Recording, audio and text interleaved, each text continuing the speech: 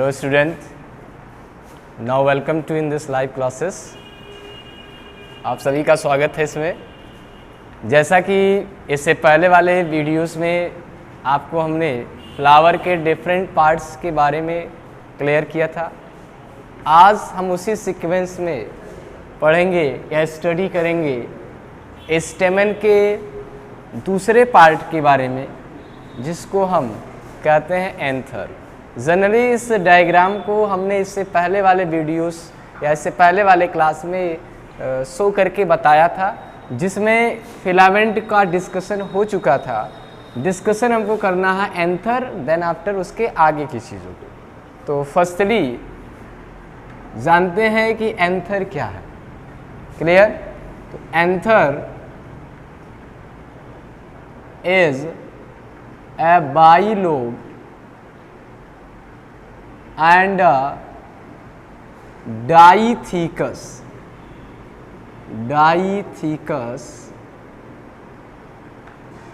Structure. Clear? Means जो anther है वो फिलामेंट के टॉप पर प्रेजेंट होगा और ये बाइलोब्ड होगा, साथ ही साथ डाइथीकस होगा। मीन्स ये दो लोब में डिवाइडेड होगा और टू लाइन ऑफ डायरेक्शंस होगा, मतलब दो लाइन होंगे जहां से ये क्या होगा, मैच्योर होने के बाद स्प्लिट करेगा। जनरली इसी एंथर के अंदर पॉलन ग्रेन का डेवलपमेंट और फॉर्मेशन भी होता है, ये भी आप जानेंगे नॉर्मली। क्लियर? मीन्स एंथर के ही अंदर पॉलन ग्रेन और पॉलन ग्रेन के ही अंदर मेल गैमीट्स होता है, उसका डेवलपमेंट या फॉर्मेशन होता है। क्लियर है तेरी चीजें? आगे देखते हैं इसमें, जब एंथर का टीएस कट किया जाएगा, means TS in the sense transverse section of anther, means anther का जब टीएस हम कट करेंगे तो ये जनरली 4 साइडेड स्ट्रक्चर की तरह दिखता है, मीन्स टेट्रागोनल होगा।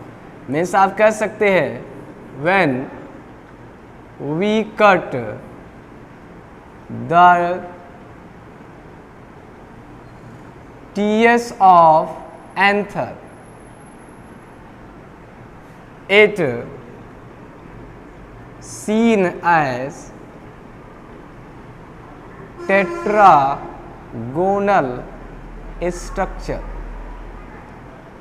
मीन्स अगर इसका हम ट्रांसफर सेक्शन इस तरह कट करते हैं तो ये इंटरनली 4 साइडेड या टेट्रागोनल स्ट्रक्चर की तरह दिखता है। क्लियर है? नेक्स्ट वन आगे इसी में जानते हैं structure of microsporangium. Structure of microsporangium means क्या है कि जब हम एंथर का टीएस कट करेंगे और उसको ऑब्जर्व करेंगे तो जनरली जो 4 साइडेड स्ट्रक्चर मिलेंगे उसमें एक पर्टिकुलर चैम्बर को जनरली हम माइक्रोस्पोरेंजियम कहेंगे, और microsporangium generally number of protective और न्यूट्रिटिव लेयर से कवर्ड होगा। तो चलिए हम बात करते हैं स्ट्रक्चर ऑफ माइक्रोस्पोरेंजियम के बारे में। क्लियर? ये कब पॉसिबल होगा? जब टीएस कट किया जाएगा।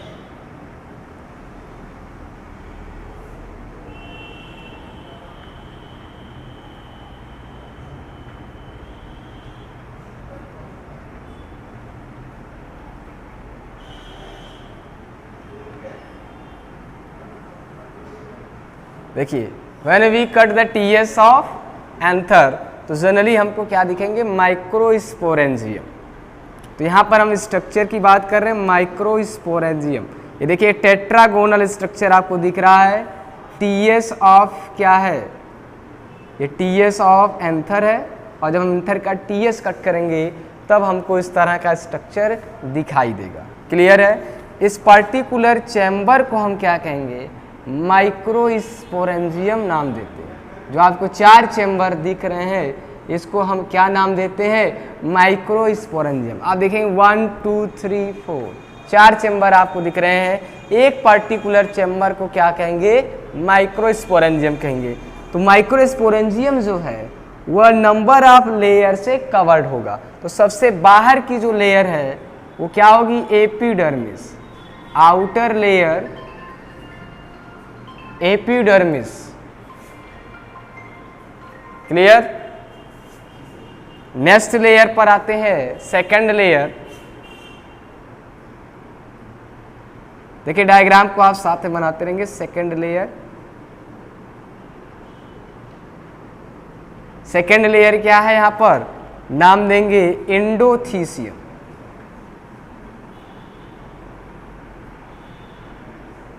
देखिए सेकंड लेयर क्या है, endothecium. Next one layer, third layer यहां पर है, जिसको हम क्या कहेंगे, मिडिल लेयर।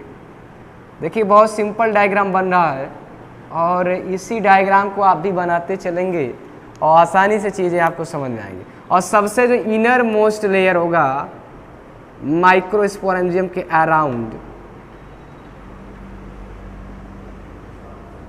इस इनर मोस्ट लेयर को हम क्या कहते हैं, टैपिटम कहेंगे।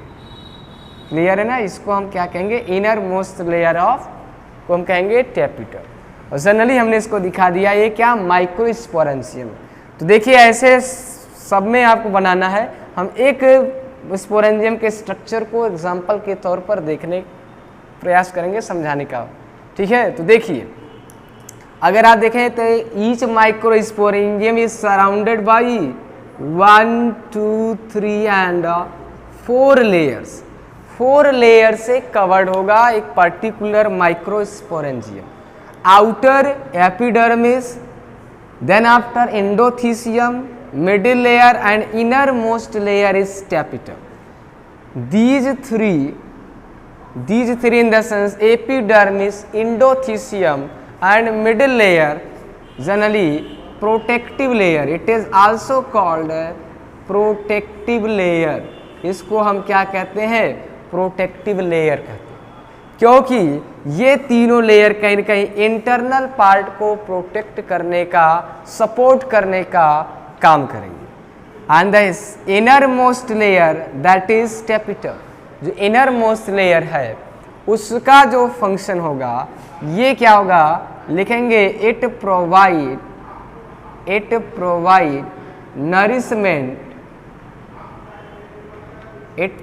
Nourishment to developing pollen grain। Developing pollen means जो pollen grain इस माइक्रोस्पोरेंजियम के अंदर डेवलप होंगे उनको नरिश करने का काम, रिक्वायर्ड न्यूट्रिशन की जो सप्लाई है वो टैपिटम के ही द्वारा दी जाएगी। अगली कैरेक्टरिस्टिक्स जो टैपिटम का होगा कि टैपिटम में जो सेल्स होंगे इस लेयर में, ध्यान सुनिएगा इसको, मेन इंपॉर्टेंट कैरेक्टरिस्टिक्स जनरली पूछा जाता है कंपटीशन के पॉइंट ऑफ व्यू से भी, कि टैपिटम यूनिन्यूक्लिएट होता है और मल्टी न्यूक्लिएट होता है, यानी एक से ज़्यादा न्यूक्लियस इसके अंदर पाए जाते हैं। ये भी आपको ध्यान में रखना है। मीन्स टैपिटम क्या एक लेयर है जिसे नंबर ऑफ सेल्स लगे हैं और हर सेल्स में एक से ज़्यादा न्यूक्लियस पाए जाएंगे, साथ ही साथ डेंस साइटोप्लाज्म भी पाया जाएगा। तो टैपिटम के बारे में जनरली पूछा जाता है कि टैपिटम क्या है और इसका क्या फंक्शन है। तो टैपिटम इनर मोस्ट लेयर होगा पर्टिकुलर एंथर का। नेक्स्ट वन प्रोवाइड करता nourishment to developing pollen grain और मल्टी न्यूक्लिएट, साथ ही साथ डेंस साइटोप्लाज्म को कंटेन करता। अगर आपसे पूछता है टैपिटम तो इतना आपसे जरूर पूछा जाएगा। तो समझ में आ गया होगा कि डायग्रामेटिक वे से हमने आपको ये क्लियर किया स्ट्रक्चर ऑफ माइक्रोस्पोरेंजियम। तो जनरली स्ट्रक्चर ऑफ माइक्रोस्पोरेंजियम कब दिखेगा, जब हम एंथर का टीएस कट करेंगे। एंथर का जब टीएस कट करेंगे तो टेट्रागोनल स्ट्रक्चर इंटरनली दिखेगा जिसमें 4 चेंबर होंगे। पर्टिकुलर चेंबर को माइक्रोस्पोरेंजियम कहेंगे। एक particular microsporangium number of layer से कवर्ड होगा और जिसमें प्रोटेक्टिव लेयर प्रोटेक्शन प्रोवाइड करेगा और nutritive layer means tapetum nourishment provide करेगा डेवलपिंग पोलन ग्रेन का। क्लियर है।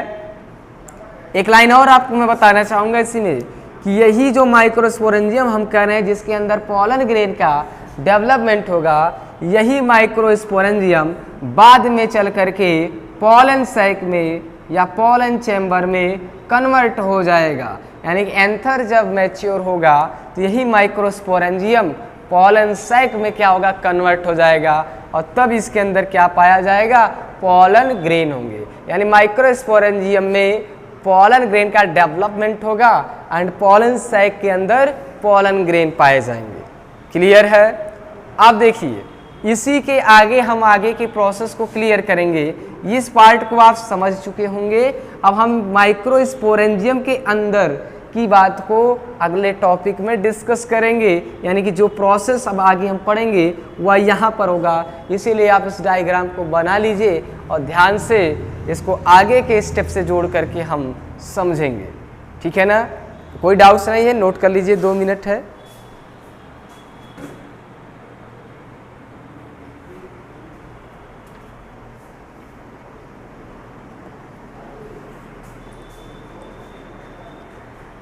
चलिए, बेसिकली आप नोट कर चुके होंगे। अब आगे हम लोग स्ट्रक्चर ऑफ माइक्रोस्पोरेंजियम के बाद पढ़ेंगे नेक्स्ट स्टेप, जिसको कहते हैं माइक्रोस्पोरोजेनेसिस।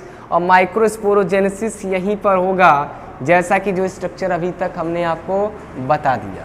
क्लियर है ना?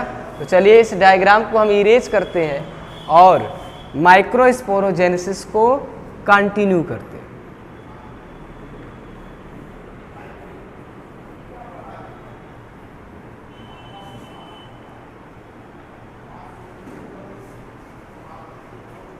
चलिए देखते हैं माइक्रोस्पोरोजेनेसिस। माइक्रोस्पोरोजेनेसिस सिंपल, पहले इसको हम डिफाइन करते हैं कि माइक्रोस्पोरोजेनेसिस है क्या, माइक्रोस्पोरोजेनेसिस कहेंगे किसे।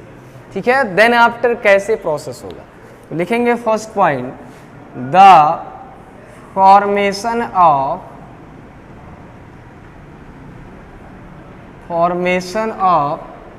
microspore from pollen mother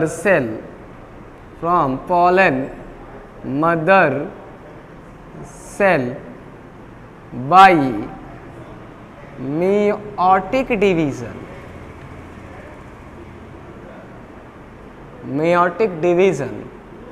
called microsporogenesis. क्या कहेंगे? माइक्रोस्पोरोजेनेसिस कहेंगे। तो बहुत सिंपल लाइन में हमने डिफाइन कर दिया कि what is microsporogenesis. Means genesis related है फॉर्मेशन से।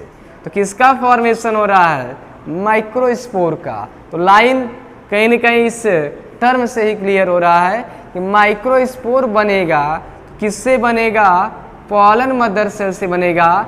पॉलन मदर सेल को शॉर्ट में पीएमसी कहा जाएगा। और किस डिवीजन के थ्रू बनेगा? मियोटिक डिवीजन के थ्रू बनेगा। तो देखिए मियोसिस और माइटोसिस आपको बढ़ा दिया गया है, यानी कि पॉलन मदर सेल डिप्लॉयड होगा और इसमें जब मियोटिक डिवीजन होगा तो जो माइक्रोस्पोर बनेंगे वो क्या हो जाएंगे? हैप्लॉयड हो जाएंगे। तो ये बात समझ में आ चुकी होगी। अब हम आपको स्केच के थ्रू समझाने का प्रयास करेंगे ये प्रोसेस, यानी कि जो माइक्रोस्पोर का फॉर्मेशन है पॉलन मदर सेल से, वो कैसे और कहाँ पर होगा।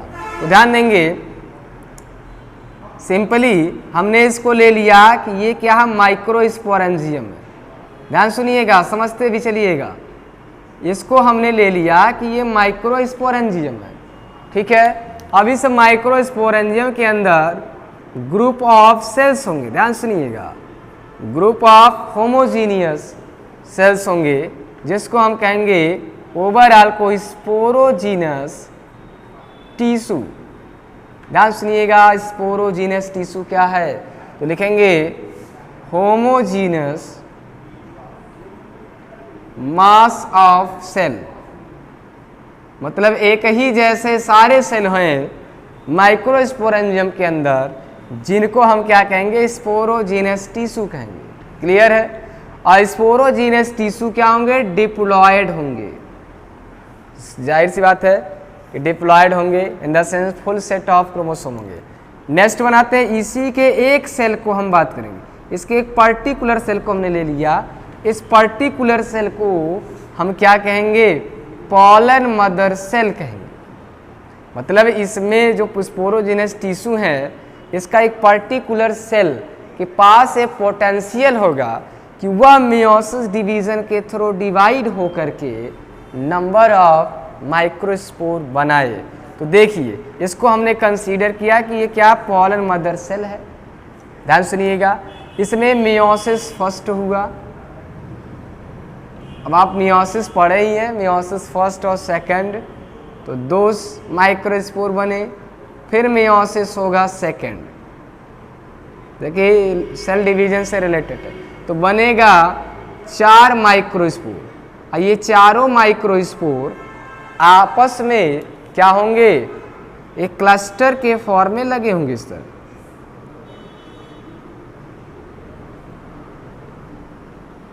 दिख रहा आपको?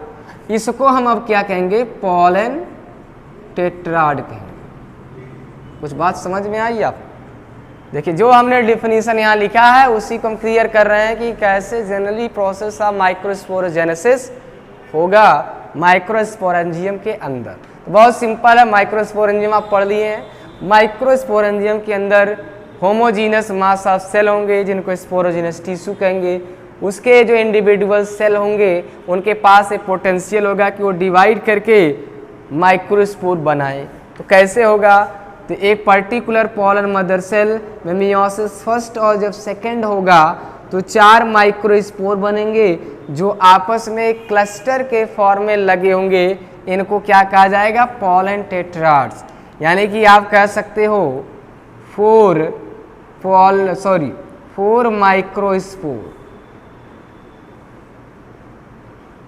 मतलब जो क्लस्टर के फॉर्म होंगे तो उसको पॉलन टेट्राड्स कहेंगे।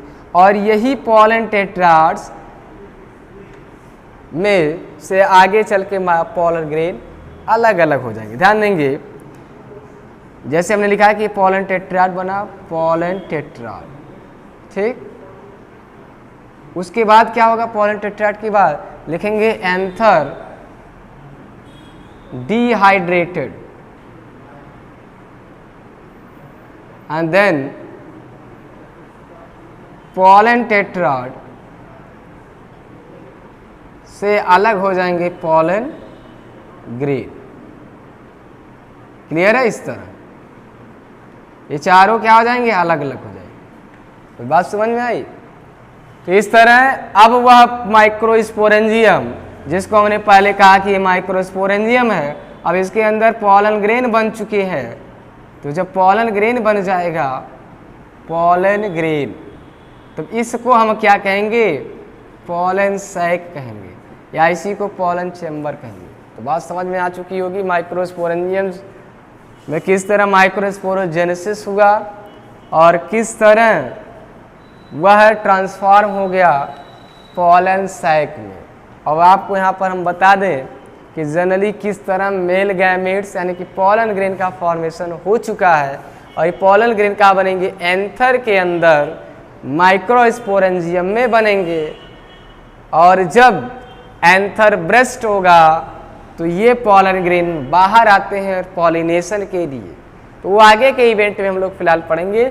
यहाँ पर आपको फोकस करना है structure of microsporangium and microsporogenesis. और इससे रिलेटेड जो था वो हमने स्टार्ट किया था एंथर से, और उससे पहले वाले क्लास में हमने आपको बताया था स्टेमेन के बारे में।